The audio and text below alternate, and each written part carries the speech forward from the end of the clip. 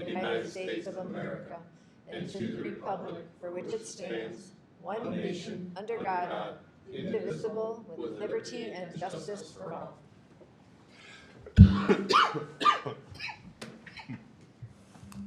Did you want me to stay? Not the, well, I don't. All right. Roll call, please. Jim Biggs, Here. Jeremy Rivas, Here. Don Ensign, Here. Andy Maletta, absent. Jason Gilliana, Here. Bill Herring. Here. We have a quorum, sir. Thank you. Consent agenda approval of the minutes, September 26, 2023. Financial report and approval of claims. We can do all that together, can't we, Scott? We can, under the consent agenda. I'll entertain a motion. So moved. I'll second it. We have a motion to approve and a second. All those in favor say aye. Aye. Those opposed, same sign. Motion approved.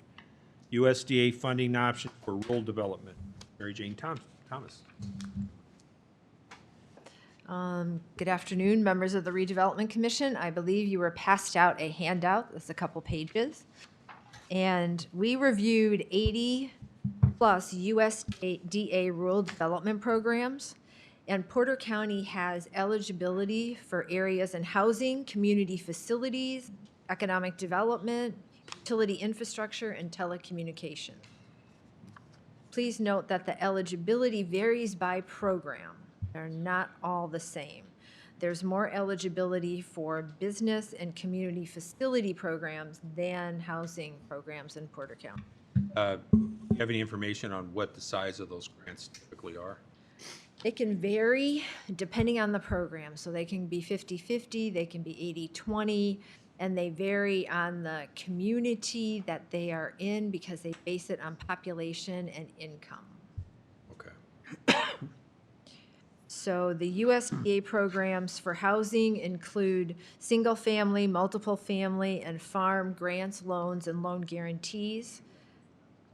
And they support to purchase or rehabilitate homes and are determined by, again, location and income make the difference for that. In addition, you have community facilities, sidewalks in South Havens, fire stations looked at in Liberty and Porter Township, grants and loans. It's likely to be a loan because they're income-based, and the income in those townships are higher than the average income that USDA uses for those areas. Economic development, we have new business expansion and new developments. We have grants, loans, and guarantees. They can also have technical assistance for small rural businesses regarding business development, regarding financial advice, planning, things like that. Then there's also water and sewer improvements for rural populations less than 10,000, and they have grants for those projects. Telecommunications, they have community connection grants, which Porter County Redevelopment Commission has positioned themselves for very well to align with the broadband equity access and deployment program with the data that you have gathered as a result of the surveys that have been done in the county should be very helpful in pursuing telecommunication funding. And then urban and community forestry, excuse me. Even though we didn't receive the federal government community forestry grant, the state of Indiana has $4.1 million that they received. And so we're talking with them and shared with them our application for South Haven and asked what could we do with this application to them to see if we could get trees for South Haven.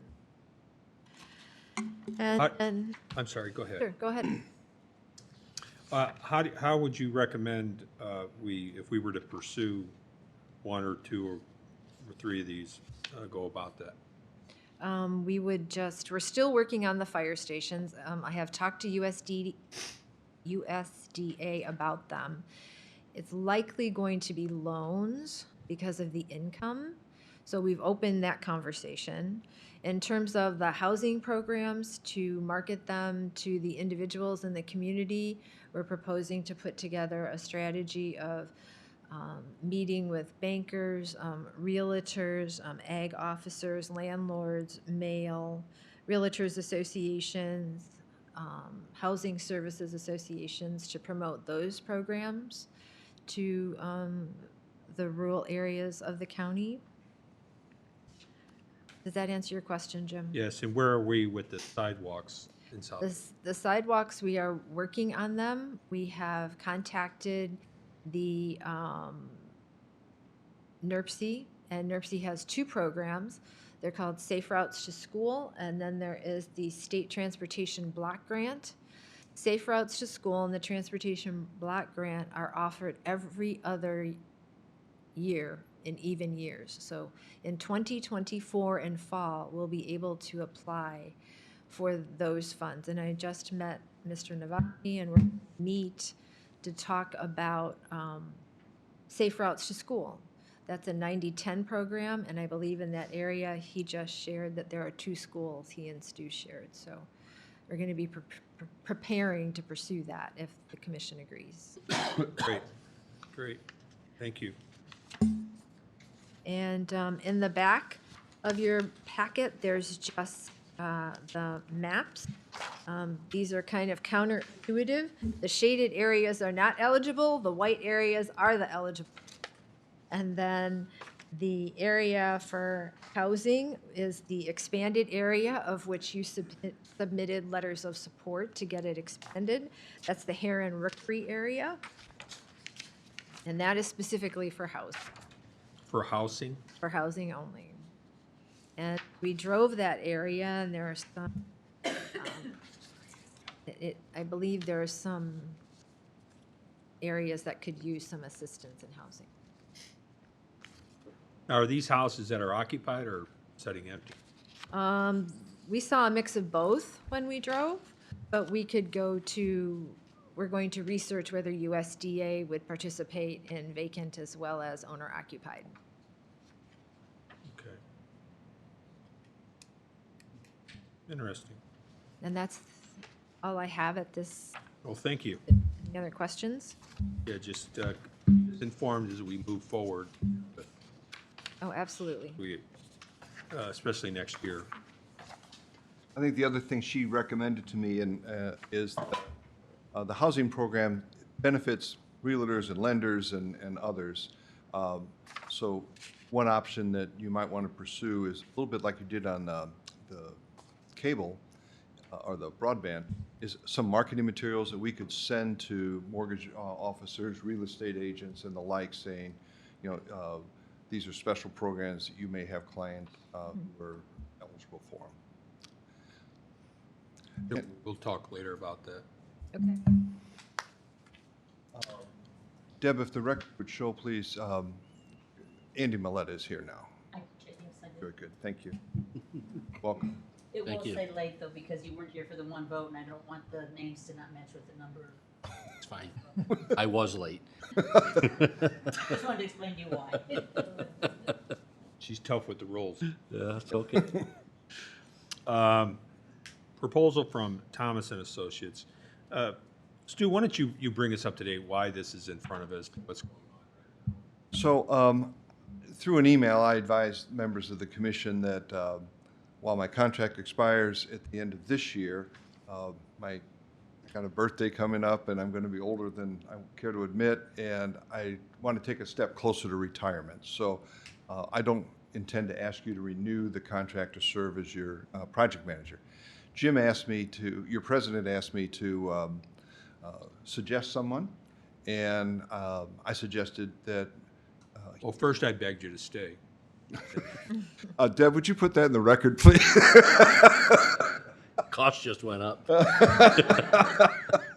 Note, he's still leaving. I love you too. So I asked Mary Jane to contact you, and you invited her to submit a proposal. She did. You have it in your packet. She could answer questions you might have. What I would suggest is, if you feel warm about this, that you direct Scott to negotiate a contract with her and bring this back for your November meeting so that you have someone in place and then someone I can work with in transition for files and the like to go forward. Well, I'm comfortable with bringing Mary Jane on, you know, with your recommendation. I know you wouldn't recommend somebody that you didn't think would do a bang-up job, so. What I would like, unless there's some opposition by any of the board members, is to have Scott and Mary Jane get together and go over your contract and bring it back in front of us the next board meeting for vote. Is that okay? Perfect. Thank you very much. Welcome. Thank you.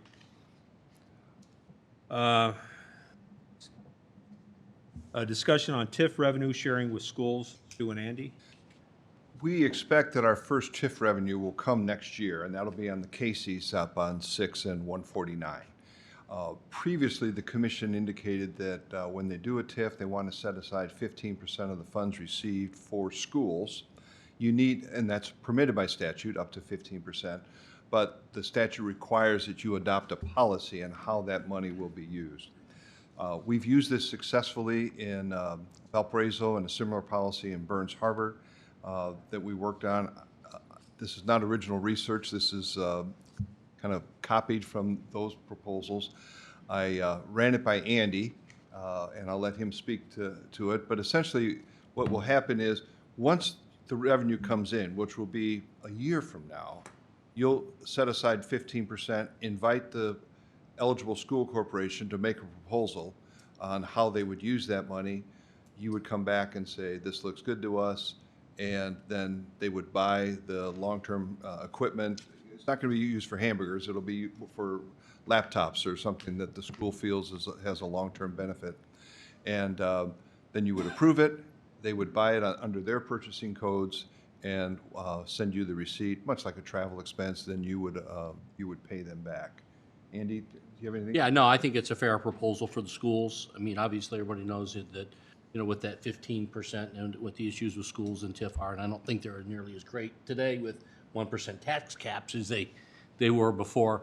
But I think it's fair. It's project-based, so it's not just going to hand money to the schools and let them do whatever they want with it. So I think, you know, so you'll get good programs out of it. You'll get good things for the kids, for education. So I think it's a very fair proposal. And, you know, those school systems who want to apply will, and those who don't won't. So it's not like everybody just gets a share equal amount and be done. So I think it's a good policy. We'd recommend that you adopt this policy and have it in place so that everyone knows what's going to happen when the TIF comes next year. That's the resolution. Yes, sir. Scott, have you had a chance to look this over? I have, You're okay with it? and I am. Okay. I'll entertain a motion regarding the resolution number 2023-1. I beg your pardon, sir. That's a separate resolution. This is a policy statement. Yeah, so the Oh. the policy itself is adopted. I don't know if I have that. Here, I got a copy. Okay. Do you have the original? Is that it? There's really no place for it to Okay. be signed. It's just will be included Okay. in the minutes. All right. It doesn't have to be signed, Scott? Right, it's a, it's a policy Just a adopted by the board, so therefore, if it's just adopted in the minutes, we've dotted the i's and crossed the t's. Okay. So we have an educational grant policy statement effective January 1st, 2024, approved by the Porter County, if we'd approve it, Porter County Redevelopment Commission on this date, September 24th, or October 24th, 2023. I'll entertain a motion. So moved. Second. We have a motion and a second. All those in favor say aye. Aye. Those opposed, same sign. Motion approved. Okay. Thank you. We have discussion, an update on South Haven Code enforcement. Christie and Scott. So I have had additional discussions, Mr. Swarden, concerning the sign issue, and we have gotten over one of the issues, which was the interpretation of the UDO. Him and I have another meeting set to go over it. He's provided pictures and some timelines for some of the grandfathered in signs, so I'll have additional after I meet with him, and that's the one I have right now. I do know that staff is gathering up and giving to me whatever else they may have. So as soon as those go out, as soon as I have those, I will do the appropriate letters to the property owners to try to motivate them in the right direction. Okay. Any questions from the board? Okay. Resolution determining TIF capture 2023-24. Stu? This resolution has to be filed annually by a redevelopment commission prior to April 15th. I know we're early on this, but I wanted to kind of dot that I and get it off your to-do list or whoever takes my place list. It's required by statute that if a redevelopment commission determines it needs all of its expected TIF revenue the following year, that it notify the underlying taxing entities, the school, the township, the airport, the library, what have you. So this resolution, first of all, we don't expect a whole lot of money from a single convenience store. But it'll grow over time as that TIF expands. And this sets in place a resolution that you would determine to need all of the expected revenue. And once you pass it, we'll file it with the underlying taxing entities, and also the auditor's office will file this resolution on the Gateway website for the state. So this is a formal resolution, and I need your signatures. And Don, you'll sign twice as the secretary if you approve us. Okay. Motion to approve resolution number 2023-1. We have a motion and a second. Any discussion? No, we didn't have a second. Did we get a second? Who was the second? I'll second. Don. Mr. Ensign's the second. All right. Discussion. Jason, could you read that into the minutes for me? My motion was by title. I thought you wanted this to be a quick meeting. He looks too comfortable sitting there. Good job, though, Okay. President. Scott, do we need to read this in the minute? We do not. Okay. We have a motion and a second. All those in favor say aye. Aye. Those opposed, same sign. Motion approved. I don't have any other items for today's meeting. For next meeting, which will be November 28th, we have a presentation for you from the Michael on sidewalk options in South Haven. He's going to visit with Mary Jane and maybe come up with some funding alternatives as well. We'll also have, you have to adopt a budget for next year, and you have to advise the county council what your budget is. So I've been working with Jim on a couple of items to put in that budget. We'll put that together for adoption at the November meeting. There've been a couple of questions about Project Ribeye. There's a few people, Don knows, that would like to have a word about that before you consider it. Just for the record, we don't expect Project Ribeye to break ground in 2023. If at all, it'll be a 2024 project. Therefore, you would not need to adopt any sort of a TIF resolution or anything until next year. So we don't intend to bring a Project Ribeye resolution to you for the balance of this year. Just so if you get calls from somebody, that's kind of the plan. That is the plan. And I don't have anything else to add, sir. Dave, Larry, you got anything to say? You're the only public here. You good, Dave? I like your honesty. A motion to adjourn? Motion. Second. So moved. Thank you, guys. Good luck at your meeting tonight. Yeah, I've been meetings all day. Don't go anywhere. Do you want?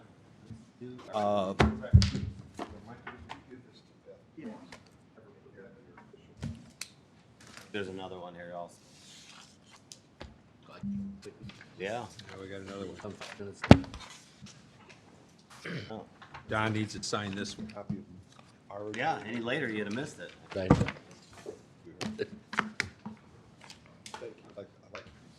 Dan Horner's coming to tell you hi, Jim. That's what Who was? Oh, yeah.